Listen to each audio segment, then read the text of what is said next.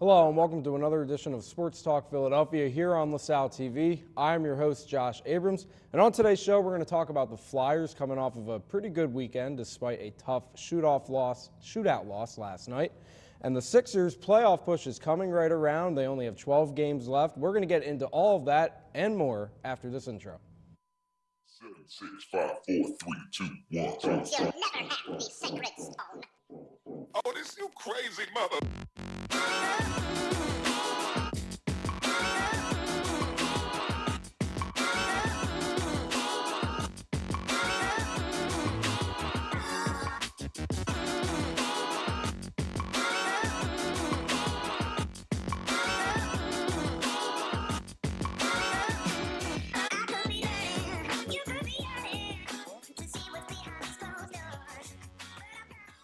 And welcome back from the introduction. And as usual, with me today, I have a great panel on hand to talk some Flyers with me. I have Emily Desmond to the left and Kevin Cook all the way down there. Guys, let's get right into it. The Flyers are coming off of a tough shootout loss last night, but other than that, they've been playing pretty well and they're keeping afloat in the playoff push. How are you guys feeling as we come back from our spring break about the guys? Well, I mean, they've been playing decent hockey, but they're struggling to get the win. And like you mentioned, the other night they got that tough loss in the shootout, and that's we're used to seeing that happen with them. But that's kind of been the stretch that they've had since they lost that game in Tampa Bay. They've really struggled in getting the win. They'll force some games into the overtime to pick up crucial points. But if we could just get that second point from that game, we'd be in a much better position. Right now, I think we're the 7th seed, and we're not doing too hot as far as finishing out the game. Right. Yeah, and going off of that, the last 20 minutes of hockey isn't going to win you a game. You have to come out and play the full 60 minutes, and the Flyers are playing slow 40 minutes to start off the game, and that's not going to get you 2 points. Yeah, and you bring up a good point, Emily, about not coming out hot. That's definitely been an issue for the Flyers so far this season. It hasn't been very often where they lead coming out of the first period, and really setting the tone early, and not just in hockey, but in any sport that you play, setting the tone early can really set up how you finish down the road. And clearly the Flyers just aren't coming out with enough firepower, not coming out with enough energy. What do you think it is that is making this team start out so sluggish? I mean, it could be youth, but at this stage in the season, I don't know if it's that. The troubles in net could definitely be another sign. I mean, obviously, we've been struggling kind of since we lost Neuwirth and even Elliott earlier in the year, and they're supposed to be coming back soon. But whenever Mrazek's out there, I feel like it's just, we're constantly in the hole, and we got to dig ourselves out to get back to just a fair playing ground. Yeah, there's definitely no trust in Peter Mrazek, and I think it's a combination of everything with the goaltending, the injuries, and also the young guys. Yeah, it's definitely not helping that Peter Mrazek. After watching that Detroit game the other night, it was just bothersome, the type of goals that he was giving up. But let's take a quick look at the standings here, guys. We, about 3 weeks ago or so, we were at the top of the Metro, holding on to that top spot and the 2 seed in the East. And obviously, it shows how much things can change over the course of a month. We are now clinging to the second wild card spot. We still have a 4-point lead over New Jersey, and we're only 1 point back from Columbus, as you can see on the screen. But it still is a testament to the fact that we can't really keep up with the teams like Washington and Pittsburgh. And clearly that 3rd seed in the Metro is up for grabs. And if the Flyers don't keep playing like they did in the beginning of March or at the end of February, we could possibly see a huge drop-off. And what do you think what do you guys think the possibility is of them not making the playoffs? I mean, it's a real chance. I mean, Florida's right behind them. They got 3 games in hand over us. We played them head-to-head, and we didn't do too well against them. And of course, that was coming off that rough stretch where we lost to Tampa and then back-to-back days with Florida. But they're on our heels. And if we don't turn it around this week, then I honestly do not see us making the playoffs. I thought one of the last weeks that we had when we played Boston, if we didn't win that game, I thought that we were not getting into the playoffs. but they've turned it around a little bit. If they can continue to do that, then we're still in it. But with that being said, I mean, their time is running out, and Florida has games in hand, and that's the most important thing in the NHL right now. Yeah, it's coming to a close, but there's still so many points up for grabs, and if we don't take advantage of it, we're not going to make it. Yeah, and it definitely doesn't help. Going back what you just said about taking advantage.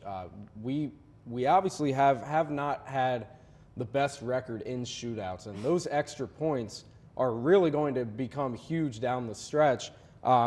If we bring up the graphic here for our shootout struggles here, we're 2-7 this year in shootouts, and if you were to combine the records for maybe even the whole franchise's history, but at least the past couple of years, we haven't had our own number in shootouts, and going down the stretch, that's going to be huge. But someone that has been consistently fighting day in and day out for the Flyers is Claude Giroux. He most recently got, I think it was his 100th goal against Detroit the other day, which was very, very positive to see from the captain. Just talk about him real quick and his presence on this team for the past decade. He's been the guy on the team for the past couple of seasons now. He's obviously the captain, and he's fifth in the league in points with 87 of them. He's leading the Flyers. He's doing everything that he has to right now. He's got 19 points in the last 21 games, and I mean that just shows how much, like, even though the team is slacking, the captain is not. But it's more than just Claude Giroux that needs to make this team go. It needs to be the defense, the goalie. That stuff needs to pick up in order for this team to make their last playoff push. That's what I was going to say. Having a captain or one player having 3 or more points per game in like 8 of his games this season isn't going to win games. Like, you have to be consistent throughout the ice. Yeah, it's definitely tough seeing someone like that put his heart, put everything on the ice for his team, and half the time he seems to come up short. It really is just a big struggle. But the biggest struggle, and something that I've been pointing to all season, that is the reason for our inconsistency, has to be our goaltending. We just haven't been able to consistently have good goaltending. Obviously, injuries have a huge factor in that. But going down the road, we're at least for the regular season, we're going to have to stick with either Peter Mrazek or Alex Lyon. How do you guys feel about those two players specifically going down into the playoff push? Well, from what I was reading today, I saw that Neuwirth and Elliott are expected to be coming back soon. And at that point, we're going to have a logjam. But as you can see there, Lyon's kind of been pretty consistent back there. And right now, he's the guy I put my trust in. He came up. He kind of had a hot hand when he got here. And he played well in the games when we needed him to. And then when we brought in Mrazek, we kind of switched them out. But Lyon's a guy he's played better, especially in the shootouts where if we could grab that second point, he's played better. He's only had one game that went to shootouts, and he only let up one goal in that. Yeah. So if compared to Mrazek's, who has been in a couple, and they got the same save percentage in the shootout, but he's given up more. I mean, he's given up half the goals that he's faced. So if I were the Flyers, I'd be going with Lyon until you get Neuwirth or Elliott back. And they're going to be going with Alex Lyon tonight against the Rangers. And I think that's the right move. Yeah, absolutely. And I think, looking at Mrazek's stats, he's given up 3 or more goals in his last 4 starts, and he's been pulled from two of those games, which the Flyers ended up giving up a lot of goals. And he gave up like 10 in back-to-back game, or in 2 games consecutively there for a stretch. So I think that like I said, I mean, I can't say it anymore. Lyon's the guy to go with because he's just playing better right now.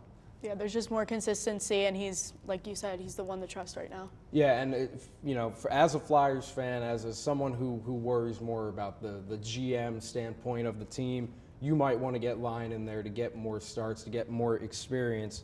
And, looking at the standings, we're holding on, as I said before, we're holding on to the wild card spot. I think we're going to be hovering above and below the 3rd place spot. If we do end up making it to the playoffs, we have said before how NHL playoffs are always so unpredictable because 8 seeds, 7 seeds make it so far occasionally. if we're to make the playoffs, guys, is what opponent do you really fear the most going down the road? I mean, there's a couple. Boston's been playing really hot lately. Washington's a tough team to face, and obviously Pittsburgh, same with them. But when we play the hockey that we were playing back in February, and that can happen. We can get back to there.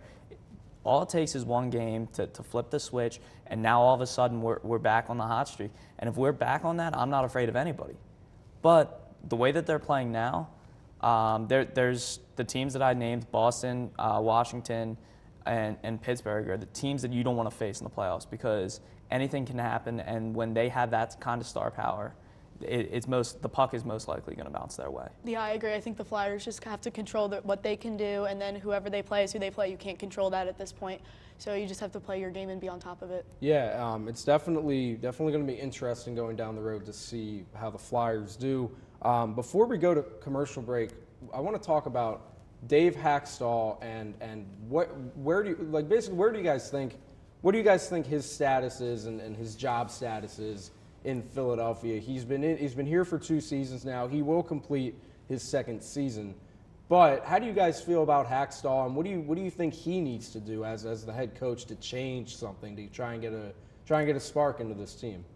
I think he's safe right now, and especially because as far as with the goaltending issues, he's going to be in good spot. But as far as what he needs to do to get that change, I don't know if there's much that he can. I mean, it's clear that the issues are in net, and besides maybe making the decision like he's going with Lyon tonight, besides that, I don't think there's any other decision for him to make except for go with the hot hand.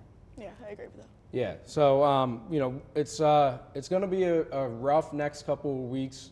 Flyers are really going to hope to stay in the playoff hunt, maybe get in 3rd place in the division. So we're going to wish them the best of luck, and we're going to take a quick commercial break. But when we come back, we're going to have 2 new panelists come on, and we're going to discuss the hot and heavy Philadelphia 76ers. Don't go anywhere.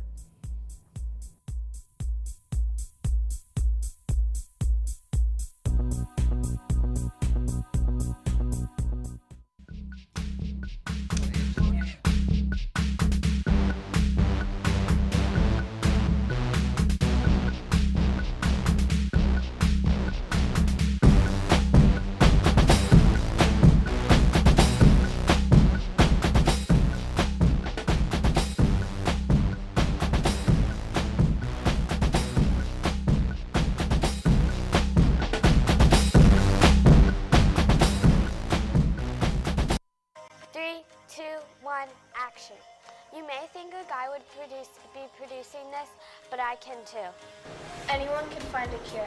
Women are being downgraded for their physical ability, but you can be just as strong.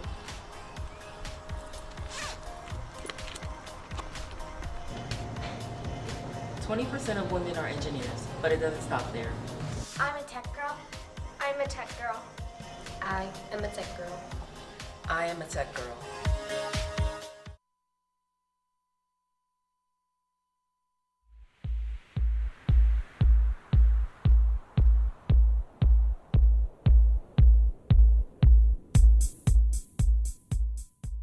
Commercial break. We have a new set of panelists on with me today as we introduce Trevor Gregoric to my left and Dave Roberts all the way down there. Guys, we're going to talk some Sixers now. How about the boys, man? They're 40-30, currently fourth seed in the Eastern Conference, something that not many people really thought would ever happen. Yeah, and that's a big one. Colin Cowherd, Fox Sports 1 host, said that the Sixers wouldn't even come close to winning 40 games, and clearly he had to pay some sort of due there for that. But let's get right into it, guys. Last night, the Sixers pretty much handled for all 60 minutes the Memphis Grizzlies. They're the worst team in the league, not necessarily the toughest opponent out there. But the fact that this young of a team, this inexperienced team, was able to go out there and handle an NBA team for 60 minutes has to be a positive sight. Yeah, no. I think this team, like you said, went out last night and handled their business. And the thing that I really liked was that they distributed the wealth across the whole team. Yeah. Not one player broke their back to have this win. Everyone stepped up, and I think that's what we need to continue this push that we're on and to go into the playoffs. Because if there's a night where Joel Embiid or Ben Simmons has an off night, we need other players to fill in. And I think last night was a clear example of everyone stepping up and playing their roles. Yeah, going off that, I mean, it's good to see players like Rashawn Holmes get some minutes and you know, just go out there and just do what he has to do. Because I mean, you're already up by so much, you might as well just let the other players get in, get some time in, just have the experience of playing basketball, and just going out and doing what you have to do. Yeah, definitely, and definitely something about that game that was so positive to see was what you guys said, the fact that the bench players, the guys who don't get many minutes in those important games, those important minutes, they're able to get out there and play some basketball, do what they're paid to do, which is play the game. But someone who's definitely really stepped up since the beginning of March is Robert Covington. We talked about on the show plenty of times before how Covington signs that extension with us. We give him a lot of money. Then he starts to fall off a little bit. And I think at this point it's safe to say that we can classify Robert Covington as a streaky shooter who tries to contribute as much as he can on the offensive end. But really, we've seen him do a little bit of everything, and I think we're starting to see everything that he can contribute and bring to the table come together now. Yeah. Sorry, I was just saying it's gonna be exciting to see what he does in the playoffs and how he's gonna actually go against these other teams and even these other defenders. Like we already know that he's a great defender. We can see him go against one of the top players on the other team. So we don't know who we're playing yet, but I mean it's gonna be great to see him play against someone who does put up 30 a night or has like 15 assists a game, and he can just shut them down and we just do what he has to do. Yeah, and not only his defense, but he is one of those players where if Joel Embiid, Ben Simmons, Darius Saric doesn't step up in an important game, he can go off for a substantial amount of points, and that's what we need. And he was a little inconsistent at the beginning of the season, but I think, like you said, he's coming into form now, and that's what we need. The beginning of the season doesn't matter at this point. It's just what we can do going forward. Yeah, not about how you start, it's about how you finish, and clearly that's something that we're hoping that Robert Covington can do because like I said, we've been talking about how inconsistent he was, and we're not really asking him to do anything. We're not asking him to put out jaw-dropping stats like Embiid and Simmons do on a nightly basis. But if Robert Covington can put in efficient games, we're not, like I said, we're not asking for eye-popping stats. But if he can shoot efficiently and he can defend efficiently, that's something we're definitely going to want to see out of him. But let's talk about the future of our team. Yes, obviously we have a lot of key pieces to our future, but the star two, Ben Simmons and Joel Embiid, had an absolute field day the other day against the Charlotte Hornets. A team that we've essentially had their number for the majority of the season, and these two guys just went off the other night. Yeah, I mean, besides the stats, there's not much more else to say. Ben Simmons with 0 turnovers with his triple-double. Absolutely impressive. This is as fans, this is what we want. We hope this can continue, and I think it will. I mean, as long as the rest of the team plays their roles, there's no reason why going forward Joel Embiid and Ben Simmons can't be the best duo in the league, I think. Yeah, I absolutely agree with that because, I mean, you see Embiid can go put 20-20, and you can see Simmons have a triple-double. So, I mean, at this point, we're just happy to see that they can do this. And now I think as a fan base, we're going to see them do it on a consistent basis. So, I mean, it is the end of the year. I mean, we want to see them do well in the playoffs. But I think if we look ahead, hopefully we can see this every season, every game at least, just a little something like that. Yeah, and barring any major injuries, I think you guys are right when you say that we are looking at arguably one of the best duos, not just in the league, but if they can stay healthy, they could establish themselves as one of the best 1-2 punches in NBA history. And when we talk about Ben Simmons, you think about the short college career he had. He only played 1 year at LSU, and he put up stats at LSU like he's doing right now. But Ben Simmons, being so young, not only playing in his first year in the league, some people like to say that him sitting out last year, I guess counted as his rookie year, but he never played. He played his first games, first NBA games this year, and he's already made a mark, not just in Sixers history, but in NBA history with all of the triple doubles that he has been able to accumulate this season. How impressive how amazing is this young guy? Well, I think I was just about to say a couple minutes ago, it's so hard to remember that this team is incredibly young. You know, Ben Simmons is our age, putting up these numbers and playing this well, coming out of 1 year of a college that's not even a major basketball school. So, I mean, to look at these players, especially Ben Simmons, and to think about the future, of course, as fans, we want like a deep playoff run or a championship in the next couple years, but with the youth of this team, we can't forget that this might go on for quite a while, you know? Right. Yeah, so first of all, shout outs to Tom Gola, because, you know, went to LaSalle. It really is like something that's really mind-boggling to see he's number 2 on a rookies list. But I mean, I know it's a rookies list, but I mean, sooner or later when he steps up next year and he's in his sophomore year and just when he's playing, he's going to end up on those other lists of like regular players on like in the regular season. So I mean, it really is scary to see like we could do something like crazy and make a lot of noise in the upcoming years. And it's amazing, honestly. Yeah, and I mean, Ben Simmons is honestly, it's obviously going to get better over time. But the fact that it seems like he's so calm, and he just knows. He just goes out there. You put him on a basketball court, and he's a genius. He's a basketball wizard at this point. And you can kind of see the comparison of like a young Magic Johnson, which he was 3rd on the list. You can see how he was 6'9" and he was like moving the ball and putting up points. You can also see the same thing with Ben Simmons, how he's 6'10", 6'11", moving the ball around and putting up points. So I mean, like, just to see those type of comparisons, I mean, it's really crazy to see, and like I'm happy. Yeah, definitely.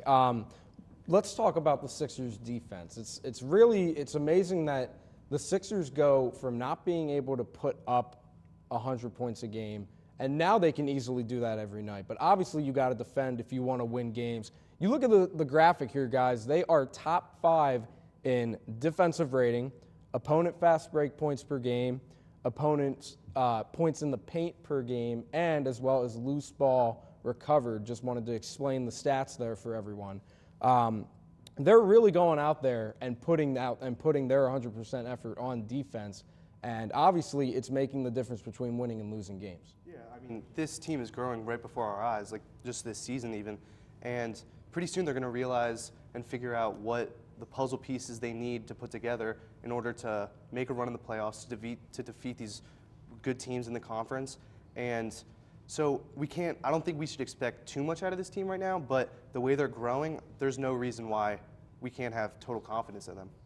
Yeah, I mean, we're only going to get. I feel like we're only going to get better. The way we get worse is injuries, and I think well, it says since Christmas, but I think even after that All-Star break, you can still see the growth of out of other players like Darius Saric and even like Rashawn Holmes when he gets in. So I mean, I also feel like it's just also realizing the point you're in the fourth quarter where you realize you have the lead and you realize you need to keep the lead and then you'll win. Yeah, and you know, going back to the standings, guys, just like the Western Conference too, both conferences right now in the NBA are just a log jam, like a huge traffic jam between the 3rd and the 8th seeds.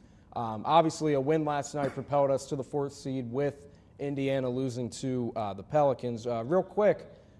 The Sixers are only a game and a half behind the 3rd seed, which is the Cavaliers.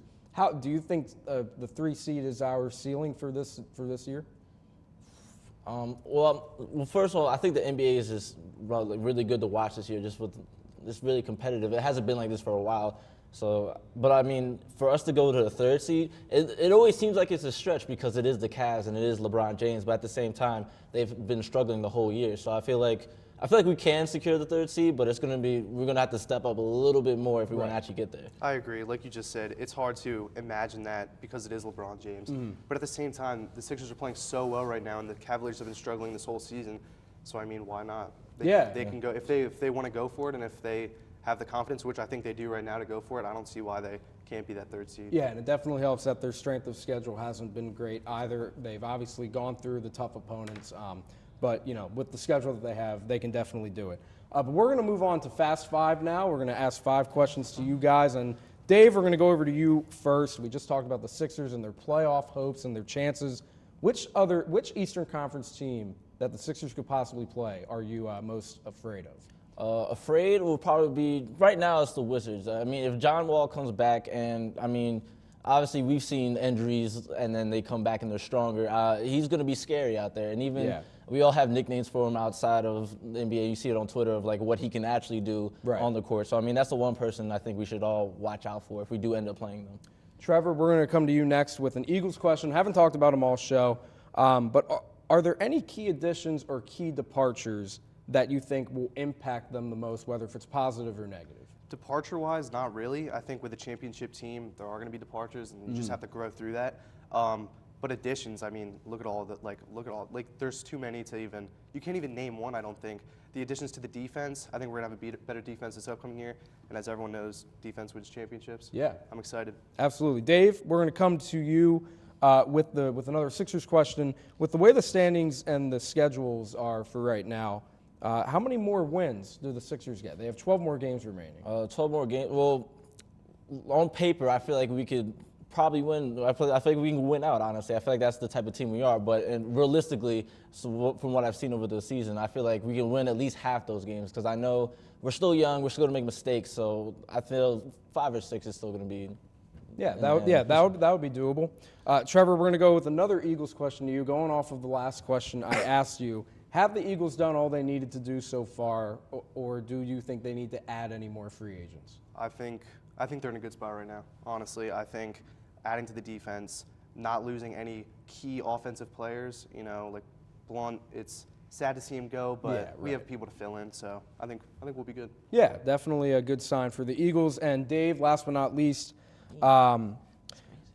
with 12 games left for the Sixers, how many more triple-doubles are in stake for Ben Simmons? I want to say 12, but probably 3 or 4. I feel like there's a couple teams that we can easily take care of. And even him, just like, I know it's not, the points-wise, it's not spectacular, but I mean, he's going to get at least 10 or 12 points. So I'm going to say 3 or 4. Yeah, well, definitely a positive sports talk for the Sixers. They are in a great spot right now. We thank all of you guys at home for tuning in and watching Sports Talk Philadelphia here on LaSalle TV. You can catch us on social media, on Twitter, on YouTube, on lasalle.edu/LaSalle TV, as well as Facebook. We hope all of you enjoy your weekend, and we will catch you guys next week. Have a great weekend. What were we